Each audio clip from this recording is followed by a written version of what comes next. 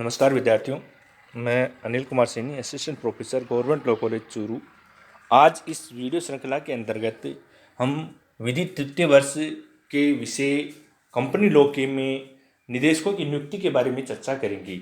निदेशक, जैसा कि अपन ने पिछले जो वीडियो में उसमें देखा था कि निदेशक कौन होता है, निदेशक की वैधानिक स्थिति क्या होती है। निदेशक एक तरह से कंपनी का अभिकर्ता होता है, एक तरह से उसका न्यायधारी होता है और एक आवश्यक अंग के रूप में वह कंपनी के लिए कार्य करता है। आज हम ये चर्चा करेंगे कि निदेशकों की नियुक्ति है वो किस प्रकार की जाती है। निदेशकों की नियुक्ति, निदेशक के पद पर केवल व्यक्ति ही नियुक्त किए जा सकते हैं। किसी कंपनी, फर्म या सम्मिलित संस्था को कंपनी के निदेशक के रूप में नियुक्त नहीं किया जा सकता है। यानी कंपनी का जो निदेशक होगा वह केवल जीवित व्यक्ति ही होगा। किसी भी प्रकार की फर्म, कंपनी या किसी अन्य प्रकार की संस्था को निदेशक के रूप में नियुक्त नहीं किया जा सकता है। कंपनी के निदेशकों की संख्या उसके व्यवसायिक स्वरूप पर निर्भर करती है। यानी जिस प्रकार कंपनी का स्वरूप होता है उसी प्रकार कंपनी के निदेशकों की संख्या भी निश्चित की जाती है। कंपनी अपनी साधारण सभा के सामान्य प्रस्ताव द्वारा अंतर नियमों की सीमाओं के अंदर अपने निदेशकों की संख्या में कमी या वृद्धि कर सकती है। निदेशकों की नियुक्ति के संबंध में कंपनी अधिनियम के अंतर्गत निम्नलिखित व्यवस्थाएं की गई है। यानी कि निदेशकों की नियुक्ति किस प्रकार की जाती है। तो सबसे पहले निदेशकों की नियुक्ति है वो प्रथम निदेशकों के रूप में नियुक्ति की जाती है। साधारणतः कंपनी के प्रथम निदेशकों की नियुक्ति प्रवर्तकों द्वारा ही की जाती है तथा उसके नाम अंतर्नियम में दिए जाते हैं। परंतु यदि अंतर्नियमों में निदेशकों के नामों का उल्लेख नहीं किया गया है तो जब तक कंपनी की सामान्य सभा में निदेशकों की नियुक्ति नहीं हो जाती तब तक अंतर्नियमों में हस्ताक्षर करने वाले व्यक्ति ही कंपनी के प्रथम निदेशक माने जाते हैं। इन प्रथम निदेशकों की नियुक्ति है जो कंपनी का जो प्रवर्तक होता है, यानी जिसने कंपनी का प्रवर्तन किया है या जिसने कंपनी का निर्माण किया है, उन्हीं व्यक्ति द्वारा की जाती है और उनके नाम है वो अंतर्नियमों में भी दर्शित किए जाते हैं। यदि जब तक कंपनी के निदेशकों की नियुक्ति नहीं की जाती है तब तक यही माना जाता है कि जो व्यक्ति अंतर्नियमों में हस्ताक्षर करता है निदेशकों के रूप में, वही व्यक्ति कंपनी के निदेशक माने जाते हैं। दूसरा जो होता है वो है, इसमें कंपनी की जो वार्षिक साधारण सभा है उसके द्वारा निदेशकों की नियुक्ति की जाती है। कंपनी में स्वतंत्र निदेशकों की नियुक्ति हेतु कंपनी की साधारण सभा की सूचना के साथ ही ऐसी नियुक्तियों के बारे में एक विवरण सदस्यों को भेजा जाता है तथा जो व्यक्ति पात्रता रखते हैं वे निदेशक के रूप में नियुक्त होने के लिए साधारण सभा में उपस्थित हो सकते हैं। यानी जब कंपनी की जो वार्षिक साधारण सभा होती है उसमें ये कहा जाता है या ये एक सूचना दी जाती है कि ये जो साधारण सभा है इसमें निदेशकों की नियुक्ति भी की जाएगी। तो जो भी योग्य व्यक्ति है वो कंपनी में निदेशक के रूप में आवेदन कर सकता है, यानी वह उपस्थित हो सकता है। कंपनी अपने अंतर्नियमों में ये प्रावधान कर सकती है कि उनके सभी निदेशक प्रत्येक साधारण सभा में सेवानिवृत्त होंगे, परंतु जहां ऐसा प्रावधान न हो वहां प्रत्येक पब्लिक कंपनी में कम से कम 2/3, यानी जब कंपनी अपने अंतर्नियमों में प्रावधान करती है तो ये प्रावधान कर सकती है कि उसके सभी जो सदस्य हैं वो प्रत्येक साधारण सभा में सेवानिवृत्त होंगे। और लेकिन यदि जहाँ पर प्रावधान नहीं होते हैं वहाँ पर कम से कम 2/3 निदेशक ऐसे होंगे जो आवर्तन में यानी रोटेशन के द्वारा सेवानिवृत्त किए जाएंगे। आवर्तन से सेवानिवृत्त होने वाले निदेशकों की पुनर्नियुक्ति भी की जा सकती है। यानी 2/3 भाग जो निदेशकों के होंगे वो हर वार्षिक साधारण सभा में सेवानिवृत्त होंगे तथा उन्हीं को दोबारा भी नियुक्त किया जा सकता है। नामांकन द्वारा निदेशकों की नियुक्ति। तीसरा जो इसका पॉइंट है वो है नामांकन द्वारा निदेशकों की नियुक्ति, यानी नॉमिनेशन के द्वारा भी निदेशकों को नियुक्त किया जा सकता है। यदि कंपनी के अंतर्नियमों में प्रावधान रखा गया है कि कंपनी की वार्षिक साधारण सभा में प्रस्ताव लाए बिना भी निदेशकों की नियुक्ति की जा सकती है। इस प्रकार नियुक्त निदेशक नामांकन द्वारा नियुक्त निदेशक नियुक्त किए जा सकते हैं, परंतु इस प्रकार मनोनीत किए गए निदेशकों की संख्या कंपनी के कुल निदेशकों की संख्या से 1/3 से अधिक नहीं होनी चाहिए। यानी यदि कंपनी के अंतर्नियमों में ऐसा प्रावधान है कि कंपनी की वार्षिक साधारण सभा में प्रस्ताव लाए बिना भी निदेशकों की नियुक्ति की जा सकती है, तो ऐसे जो निदेशक नियुक्त होंगे वो नामांकन द्वारा नियुक्त निदेशक कहलाए जाएंगे।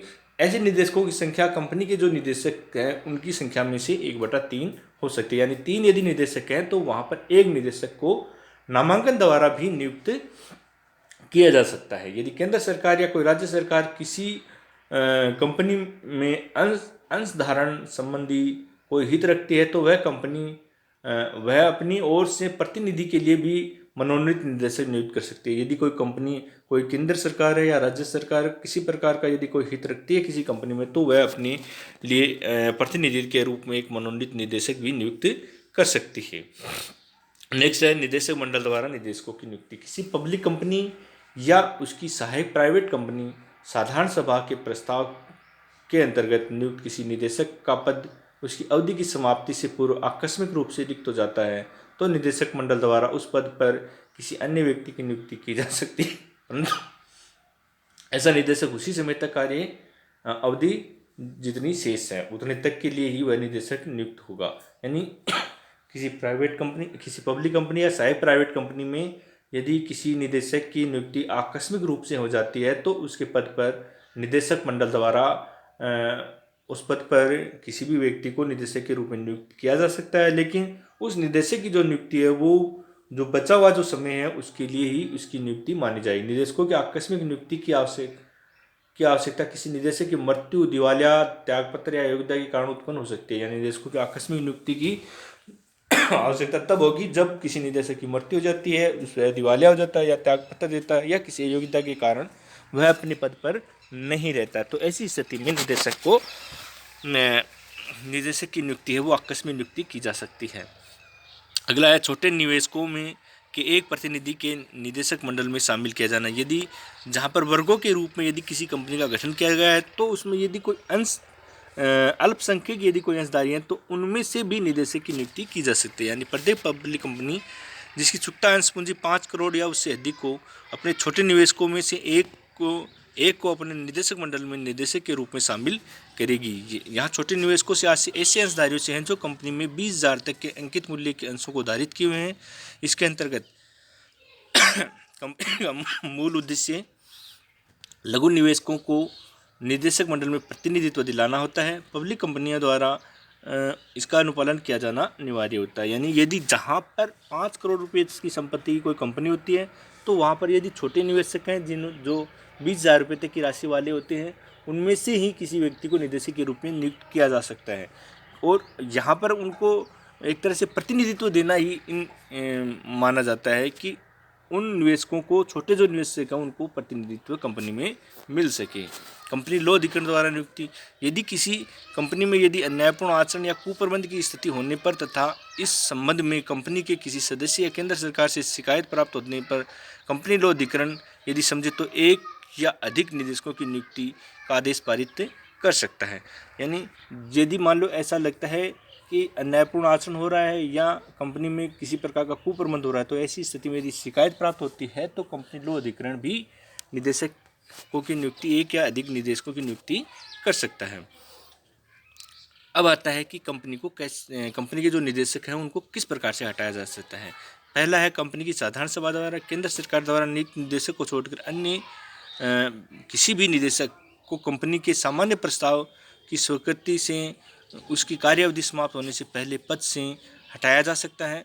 अंशधारियों को यह अधिकार प्राप्त है कि वे निदेशक को पद से हटा सकते हैं, लेकिन इससे पूर्व निदेशक को सुनवाई का अवसर दिया जाना आवश्यक। यानी कंपनी की साधारण सभा में किसी भी वक्त निदेशक को हटाया जा सकता है। दूसरा है कंपनी अधिकरण के द्वारा, जहाँ पर शिकायत होती है वहाँ पर कंपनी अधिकरण द्वारा भी निदेशक को हटाया जा सकता है। यदि कंपनी के सदस्यों या अंशधारियों द्वारा कंपनी में व्याप्त कुप्रबंध या अन्यायपूर्ण आचरण के निवारण हेतु कंपनी लो अधिकरण को याचिका दायर की जाती है और अधिकरण व्यतीत पीड़ित यानी जो भी पीड़ित व्यक्ति होता है अंशधारियों को उचित उपचार दिलाना आवश्यक समझता है तो वह किसी निदेशक, प्रबंध निदेशक या अन्य प्रबंध अधिकारी को पद से हटा सकता है। इस प्रकार हटाया गया निदेशक अधिकरण की अनुमति के बिना 5 वर्षों तक किसी अन्य कंपनी के निदेशक प्रबंधक के पद पर कार्य नहीं कर सकता। यदि जहाँ पर यह लगता है किसी भी कंपनी लो अधिकरण को कि कंपनी में अन्यायपूर्ण आचरण या कुप्रबंध हो रहा है तो ऐसी स्थिति में कंपनी लो अधिकरण वह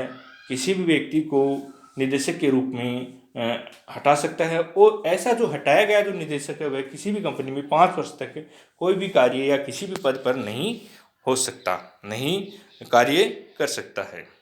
तो इस प्रकार आज हमने कंपनी कि जो निदेशक हैं उनकी नियुक्ति किस प्रकार की जाती है, किन माध्यमों से कंपनी में निदेशकों की नियुक्ति की जा सकती है और कैसे उनको हटाया जा सकता है, इनके बारे में चर्चा की। धन्यवाद।